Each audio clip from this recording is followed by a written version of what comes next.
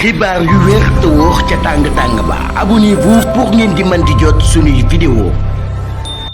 kaddu yi nga xam ni Farba Ngom moom la njëkk a yëkkati ginnaaw bi ñu ko jàppee ñu ngi leen di jaajëfal baax a baax ci ànd ak ñun chaîne bii di Buzz 221 HD ginnaaw bu mu jàkkaarloo ak le juge d'instruction du pôle judiciaire financier Mohamed Ngom ñu gën koo xam ci Farba Ngom moom mi jege woon lool ki fi nekkoon njiitu réew bu Sénégal di président Macky Sall moom mi nag daal ginnaaw bi ñu ko placé sous mandat de dépôt alxames ci guddi moom mi nekk ki nga xam ne moo di collègue du parti Abdoulaye Seydou Sow daan nay wax daal li nga xam ne Farba Ngom daan na koy njëkk a wax ginnaaw nag bu ñu ko tëjee mu wax ne daal mi ngi sant yàlla ak ay waajuram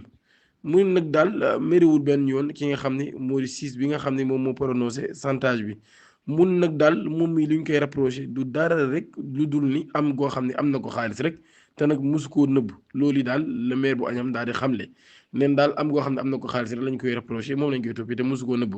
bu càag fàttali nag moom maire bu Agnam bii daal dañ ko doon topp ci ab enquête boo xam ni mi ngi jëm ci ab montant bu toll ci 125 milliards de francs CFA ci ab rapport boo xam ne cellule nationale traitement des informations financières di CENTIF daan na koy génnee. Tahirou Sarr mii nag li daal Farba Ngom daal daan na koy dal moom mii nag daal daan nay jéem a joxe ab caution bu toll ci ab titre foncier boo xam ne mi ngi toll ci 8000 hectares ca nekk ca mbaan loolu yi nag daal mu toll ci 394 milliards de francs CFA ci ab xaalis maanaam loo xam ne nag moo ëpp ñetti yoon somme bi nga xam ni moom lañ koy toppee moom nag ñu ngi ko placé sous mandat de dépôt démb ci ajuma gi 28 février 2025 collège des juges d'instruction du pôle judiciaire financier PJF ñoom ñoo def lu nu mel en charge du premier cabinet ñoo ko inculpé ngir escroquerie sur les deniers publics moom mi nag daal ak li nga xam ne moo di blanchiment des capitaux toll ci ab somme bu toll ci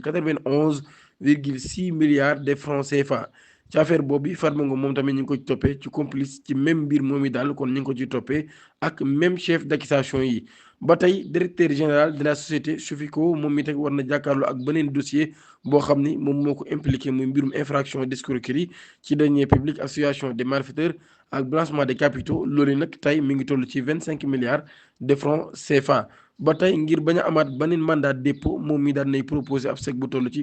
11 milliards de francs CFA daal di koy jaarale ci ab banque atlantique ak yeneen ñaari immeuble yoo xam ni ñi ngi jar 3 milliards de francs CFA juge d'instruction bi nag daal nay rejeté yow lay garanti ngir daal di gën topp li nga xam ne moo di réquisitoire procureur des finances Tahirou Sarr kon daal nay fekk ji Farba Ngom derrière les barreaux. depuis ay fan a ngi nii Assane Diouf ñu daal di koy teg loxo moom mi am na ab retour de parquet ginnaaw ba ñu ko defeeree démb ngir ay accusation yu doy waar yu mu jëmale ak sax ay diffusion des fausses nouvelles ak offense ab autorité boo xam ne daal dafay partager les mêmes charges que le président de la République Assane Diouf kon ñu xam ko ci ay position yoo xam ne daf koy jël di ko jaarale ci les médias sociaux moom mi nag daal muy critiquer bu baax a baax pouvoir bi nga xam ne ñoom ñoo fi nekk daan nañ ko présenté woon kon ci kanamu procureur waaye vendredi bi ñu génn muy démb waaye nag moom mi daal war na jàkkaarloo waat ak ñi nga lundi bi ñu dëgmal daal la war a jàkkaarloo waat ak moom ca palais de justice de Dakar ngir mbir moom mi nga xam ne kon moom lañ koy toppee moom mi nag ñaareelu yoon bi nga xam daan nañ koy diglu sax moom Assane Diouf ca brigade des affaires générales ci mbirum enquête bi nga xam ne ay déclaration la ñu defoon jëmale ko ci le premier ministre Ousmane Sonko ginnaaw ba ñu daal di koy placé en garde à vue ci division des investigations criminelles muy dégg ngir jàllale ay xibaar yu wérut ak offense à une autorité maanaam daal di offensé ab autorité moom mi nag daal nañ maintenir ay propos li nga xam ne waxoon nag kon daan na koy dëggal ci ab compte bancaire bu ñu waxoon ni dafa am lu toll ci 1000 milliards de francs CFA kon daal enquête bi nag mi ngi wéyandi ba léegi ci mbirum Assane Diouf. Le ministre Alpha Ba secrétaire d'État sénégalais aux coopératives et l'encadrement paysan moom mi nag daal nay takk soxna sii di Fatima Mbeng nekk directrice nationale de l'office national des pupilles de la nation cérémonie bi wala boog amoon na ci discrétion bu gën a mag maanaam daal ñu daal di koy def ci ak nëbbutu bu gën a mag ak daal ñoo xam ne ñi ñu doon invité sax ñu ndaw rek lañ doon may ñu daal dugg waaye tax ñu daal tere woon nag kuy jël ay photo wala vidéo waaye nag invité yi kon daal nañ leen woon di tere lépp lu jëm ci wàllum photo ak vidéo wala sax ñu koy diffuser waaye malgré loolu restriction yëpp nag Fatima Mbeng moom mi daal nay partagé yooyu lay photo mariage am ci réseaux sociaux yi ci beneen côté bi influenceur bii di wuyu ci turu Ben Talib Sow moom mi tamit daan na koy publier waaye loolu yi nag tax na Sénégal yëpp tamit doon bàyyi xel bu baax a baax boobu lépp mariage ba tey Farba Ngom muy nga xam ne ñu ngi koy topp ci mbirum escroquerie lu toll ci 31 milliards de francs CFA moom mii daan nay indi ab garantie foncière bu toll ci 34 milliards de francs CFA ginnaaw bi ñu ko tuddee sax ci beneen dossier bu toll ci 91,6 milliards de francs CFA moom mi ñu ko ciy topp ngir complicité de blanchiment d'argent association des malfaiteurs moom ak ki nga xam ni moo di Tahirou Sarr moom Farba Ngom daal dina indi ay garantie kon yu toll ci 34 milliards de francs CFA mu nekk ay biens immobiliers.